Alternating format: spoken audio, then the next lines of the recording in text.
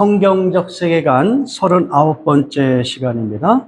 말씀의 본문은 레위기 16장에서 22장, 설교의 제목은 어떻게 하나님과 교제할 것인가 11번째입니다.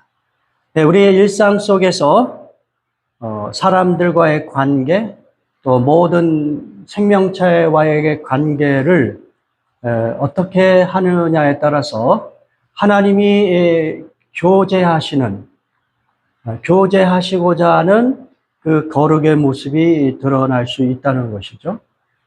그래서 어떤 식으로 그 거룩이 드러나야 되느냐. 첫 번째는 생명을 존엄하는 방식으로. 우리가 만나는 모든 생명체를 향하여 그 생명을 훼손하지 말고 그들의 생명이 오히려 이 땅에서 풍성하게 발휘될 수 있도록 그들을 돕고 섬기는 청지기의 역할을 함으로써 거룩을 드러내는 것이죠. 두 번째는 성적인 성결로 거룩함을 드러내라. 세 번째는 크리스찬들이 세상 속에서 어떻게 하나님을 진실하게 섬기는가, 그것을 보여줌으로 거룩함을 드러내라. 네? 누구에게 경배하는가, 무엇을 희생하는가, 그리고 누구를 의지하는가, 이런 질문을 하면서 우리의 믿음의 진실성, 세상 사람들이 바라보는 기독교의 그 종교의 진실성을 보여줌으로써 그 거룩함을 드러내라는 것이죠. 그리고 오늘은 공의를 통하여 성도의 삶이 공의를 드러냄으로써 하나님의 그 거룩함을 드러내라고 우리에게 도전하시는 겁니다. 자, 이것은 우리가 일상 속에서 실천하려고 하면 뭔가 이렇게 뜬구름 잡는 듯하고, 그리고 이렇게 분명하게 우리의 그 마음에 와닿지 않는 그런 부분일 수도 있겠습니다. 그렇지만 우리의 그 생각과 삶의 방식이 항상 이 질문을 해야 된다는 것이죠. 하나님이 원하시는 공의가 무엇이냐? 내가 만나는 사람에게, 또 내가 만나지 않더라도 내가 속한 이 커다란 그 공동체, 그 사회와 그 모든 세상 속에서 하나님이 기뻐하시는 공의는 무엇인가? 이 질문을 하면서 그것을 따라가려고 하는 그 몸부림, 그것으로 우리의 거룩함을 드러내자는 거죠. 자, 이것을 좀 구체적으로 세 가지로 요약해서 설명한다면 이와 같다는 겁니다. 첫 번째는 우리의 일상 속에서 공평한 판단과 차별 없는 대우를 실행함으로써 거룩함을 드러내자는 겁니다. 자, 레위기 19장 15절 같이 봉독합니다. 너희는 재판할 때에 불의를 행하지 말며 가난한 자의 편을 들지 말며 세력 있는 자라고 두둔하지 말고 공의로 사람을 재판하라. 이렇게 하나님께서 명령하십니다. 한마디로 재판을 할 때에 불의를 행하지 말아라. 불의가 무엇이냐? 가난한 자라고 해서 가난한 자를 너무 이렇게 불쌍히 여겨서 공정한 재판을 하지 못하는 것, 그것을 불의라고 말씀하셨어요. 하나님은 제가 볼 때 성경의 모든 구약과 신약에서 하나님의 시선이 가난한 자에게 있는 것 같아요. 더 특별한 시선이. 하나님의 모든 피조물에게 하나님은 그 사랑이 담긴 시선을 두시지만, 그러나 이 세상에 살아가는 그 여러 부류의 사람들 중에 특별히 가난한 사람들, 소외된 사람들, 병든 사람들, 억울한 사람들, 이렇게 해서 이 사회 속에서 고통받는 사람들에게 더 특별한 그 시선을 두고 계시는 하나님의 모습을 발견하게 됩니다. 그럼에도 불구하고 재판을 행할 때에는 가난한 자라고 해서 가난한 자들을 무조건 옹호하는 그러한 재판을 행하는 것은 공정하지 않다는 거예요. 공의롭게 율법이 정한 대로 그 죄를 판단하라고 이렇게 말씀하고 있고요. 그리고 당연하게 세력 있는 자라고 두둔하지 말라.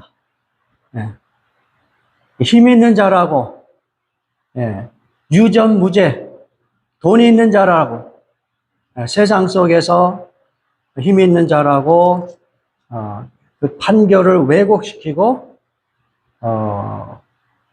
그리고 부자의 편을 들지 말아라. 그러니까 하나님이 원하는 그 공의는 가난한 자든 부자든 그들의 그 신분과 상관없이 공평한 재판을 할 것을 요구하고 계시는 것입니다. 이 말씀은 더 확장해서 하나님이 원하시는 공의가 무엇이냐면 신분의 높낮이와 관계없이 그것을 다 공평하게 보시려고 하는 거예요. 여기에는 더 많은 이야기가 필요한데 그거는 후반부에 제가 말씀을 드릴 거예요.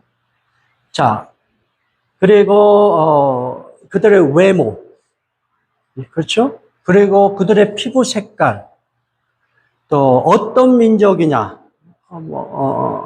어느 나라 사람이냐, 이런 여러 가지 조건들을 가지고 사람들은 불의를 행합니다. 불의를 행한다는 것은 하나님의 공의를 실천하지 않는다는 얘기예요. 편파적으로 사람들을 판단하고 차별적으로 대우한다는 것이죠. 그러나 우리 하나님은 분명하게 말씀하시죠. 부자든 가난한 자든 공평하게, 공의롭게 재판하라.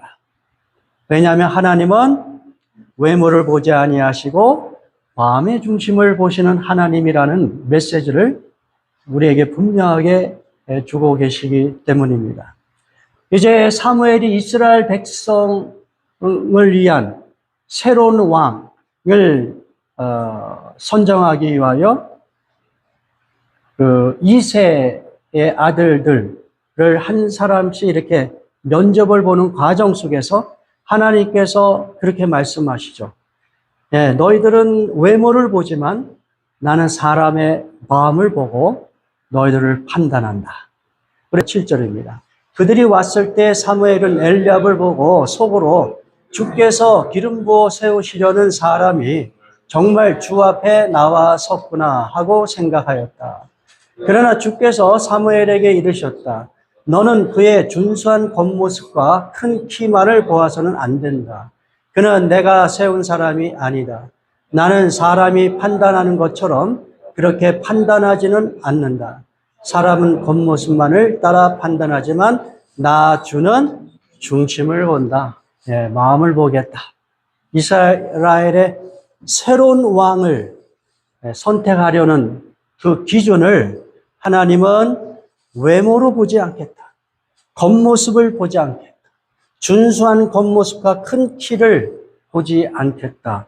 하나님의 공의는 이런 식으로 표현을 하고 있는 것입니다. 여러분이 많이 알고 있는 마틴 루터킹 주니어 이 목사님이 하나님의 말씀을 통하여 도전을 받았어요.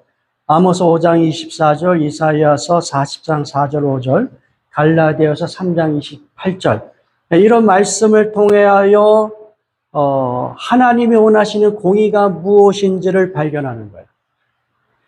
예?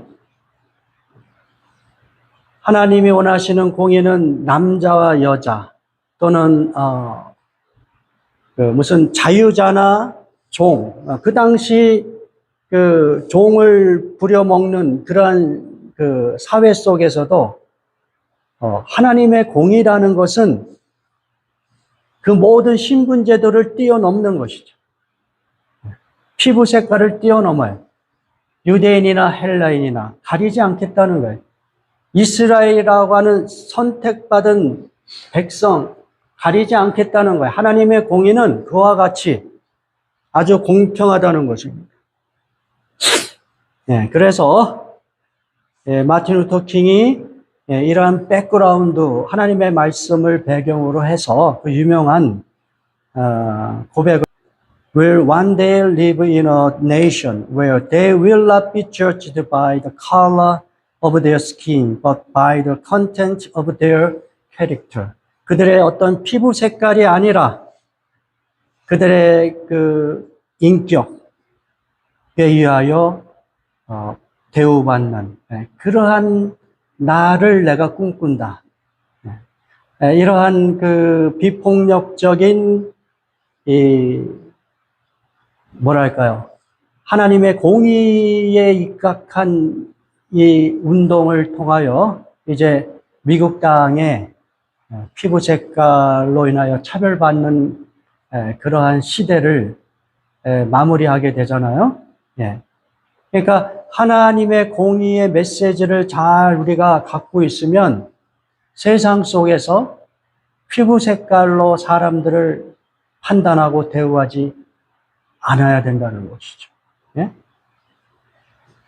오늘날 제가 볼 때 이 엔터테인먼트가 발달하면 발달할수록 사람들은 더욱더 외모 지상주의에 빠지는 것 같아요.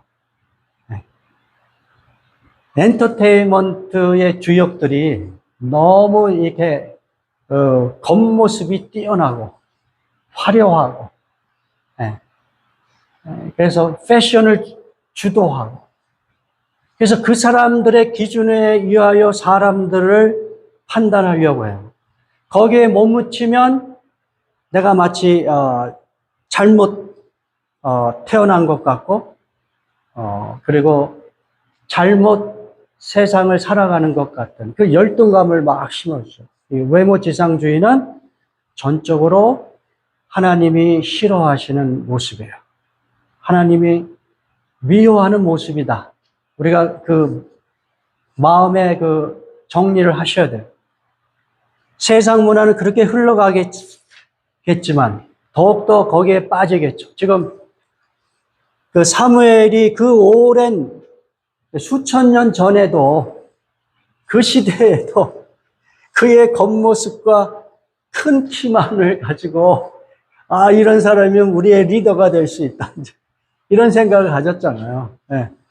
근데 하나님은 중심을 보신다. 너희들의 마음을, 너의 캐릭터를 가지고 내가 얼마나 하나님 앞에 진실하고 하나님이 기뻐하시는 마음을 품으면서 그렇게 사람들을 섬기려고 하는지 그것을 보시고 내가 너를 사용하겠다. 그런 그 하나님이 원하시는 그 공의의 마음을 가지고 사람들을 판단하고 그리고 대우해야 된다. 뭐 판단 자체가 좀 모순이 있지만은 그런데 어떻든 이 부분에 대해서 저도 그렇고 우리 많은 사람들이 외모에 영향을 많이 받아요, 실제적으로. 그러다 보니까 그 판단이 흐려지죠. 근데 이러한 그 외모지상주의는 그 모든 인간이 하나님의 형상으로 창조되었다는 그 하나님의 그 놀라운 그 뭐랄까요? 인간의 그 존엄성을 왜곡시키는 그러한 태도인 것이죠. 그런 면에서 저도 그렇고 우리 모두도 일상 속에서 외모지상주의에 빠지지 않도록 그것을 거슬러서 하나님이 원하시는 방식의 공의를 실천할 수 있도록 우리 자신을 잘 돌아봐야 되는 것입니다. 두 번째, 그 공의는 어떤 식으로 또 우리가 실천할 수 있냐면 정직하고 투명한 경제활동을 통하여 하나님의 공의를 드러낸다는 것이죠. 레위기 19장 35절에서 36절 같이 보도록 합니다.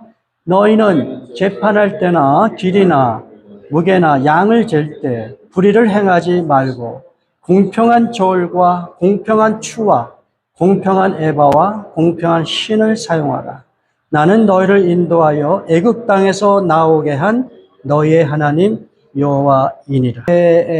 당시에 사용하였던 이 어떤 거래의 측정 방식이죠. 에바와 흰.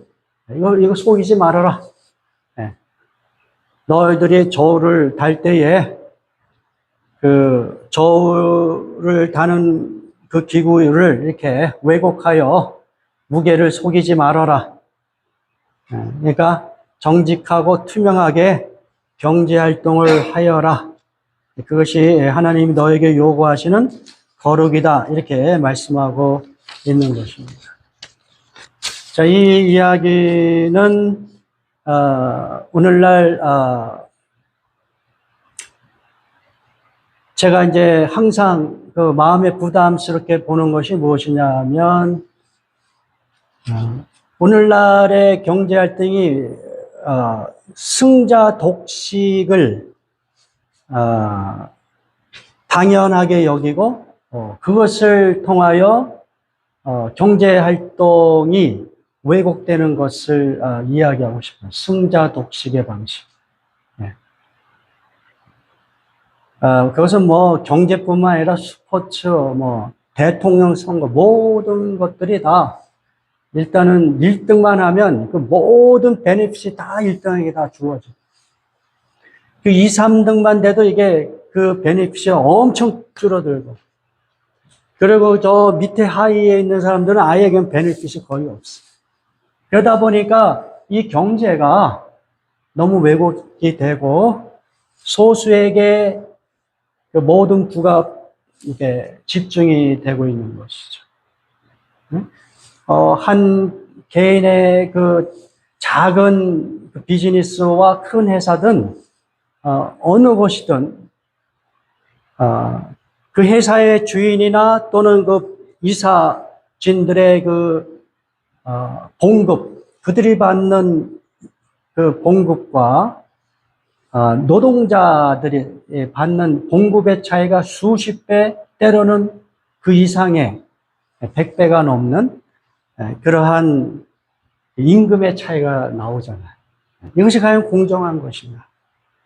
이러한 시각을 가지고 여러분들이 속해 있는 그 사회와 여러 가지 정책적인 그 부분에 대해서 공정한 노동의 이것이고요.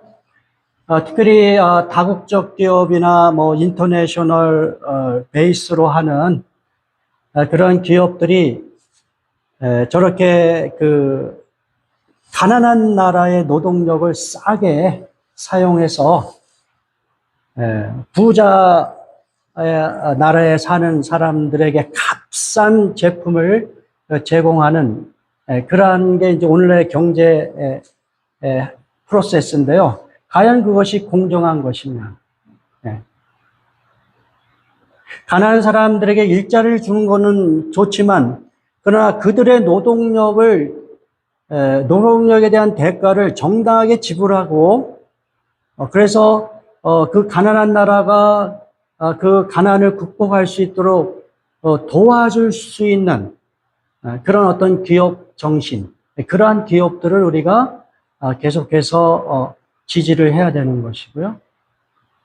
그러나 가난한 나라의 노동을 착취하고 노동의 그 가치를 훼손하는, 그리고 부자 나라의 어떤 효용성만 강조하는 그러한 기업에 대해서는 우리가 또 비판할 수 있는 그러한 정신들을 가지면서 하나님의 공의를 드러내라, 이렇게 우리가 적용할 수 있기를 바랍니다. 세 번째, 하나님의 공의는 약자와 소외된 자를 보호함으로써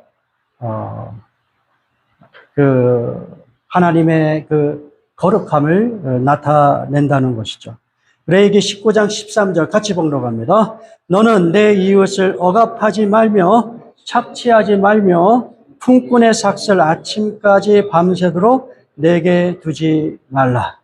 예. 여기서 보면 결국은 사용자에게 하는 이야기라고 할 수 있어요.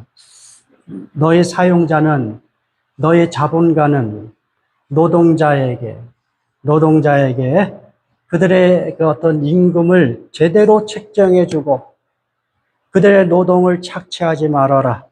그것이 이제 하나님이 우리에게 요구하시는 공의입니다. 왜 이러한 이야기가 나오냐면 아주 오랜 그 시절부터 수천 년 인간의 역사가 시작되는 그 시절부터 지금 오늘날에 이르기까지 우리가 살아가는 세상은 일종의 기울어진 운동장이다. 기울어진 운동장. 네? 자, 기울어진 운동장에서 똑같은 룰을 가지고 운동을 하라고 그러면 그것은 공의가 아니죠. 정의가 아니죠. 그렇죠? 무엇이 기울어졌어요? 일단 태어날 사람, 가난한 사람들에게서 태어난 사람, 큰 권력을 가진 사람, 그리고 아주 정말 그 사회 속에서 소외된 계층에서 이제 시작하는 사람들도 있고, 이 시작하는 단계 자체가 달라요.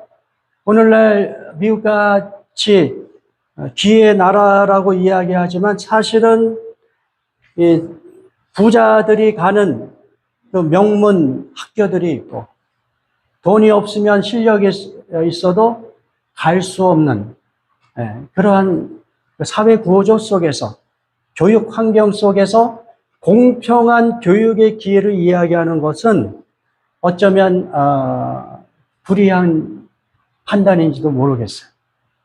그러니까 우리가 살아가는 그 사회 구조를 자세히 보면 기울어진 운동장이다. 그런 상태에서 이제 사회생활을 쫙 시작할 때에 어떤 사람은 모든 것을 다 부유하게 갖춰진 상태에서 시작을 하고 어떤 사람은 정말 아무것도 없는 상황에서 빈 털터리로 그렇게 사회생활을 시작한단 말이에요. 10년, 20년이 지났을 때 그들의 격차는 더 커질 수도 있는 뭐 그런 사람들이 있지만 그런 사람들은 몇 명이나 되겠어요. 대부분은 다 기울어진 운동장 속에서 자기의 노동을 뭐랄까요, 제대로 평가받으면서 그렇게 살아가야 될 권리가 있다. 하나님은 그걸 아시는 거예요. 그러니까 자, 너희 사용자들은 노동자들의 그 노동의 가치를 제대로 책정해주고 그들의 노동을 착취하지 마라. 기울어진 그 운동장이라는 그 백그라운드 속에서 하나님께서 그렇게 세상 속에서 낮아진 사람들, 소외된 사람들, 그 사람들이 어떻게 하면 좀 공평하게 풍요롭게 살아갈 수 있을까 하는 그런 방식의 공의를 우리에게 요구하고 계시는 거예요. 우리는 그러한 시각으로 세상을 판단하고 그러한 세상을 만들어갈 수 있도록 또 적극적으로 참여할 의무가 있는 것입니다. 이제 말씀을 마무리합니다. 야고보서 1장 27절 같이 봉독합니다. 하나님이 아버지께서 보시기에 깨끗하고 흠이 없는 경건은 어려움을 겪고 있는 고아들과 과부들을 돌보아주고 자기를 지켜 새 속에 물들지 않게 하는 것이다.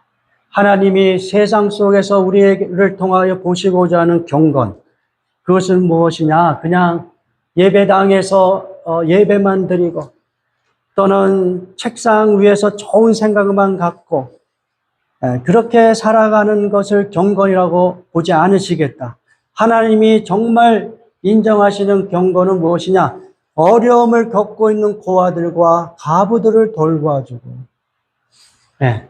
그러니까 이 세상 속에서 가장 힘이 없고 연약한 자들을 우리가 무시하지 않고 그들을 항상 생각하면서 어떻게든 그들을 도와줄 수 있는 방식으로 살아가려고 발버둥 치는 것.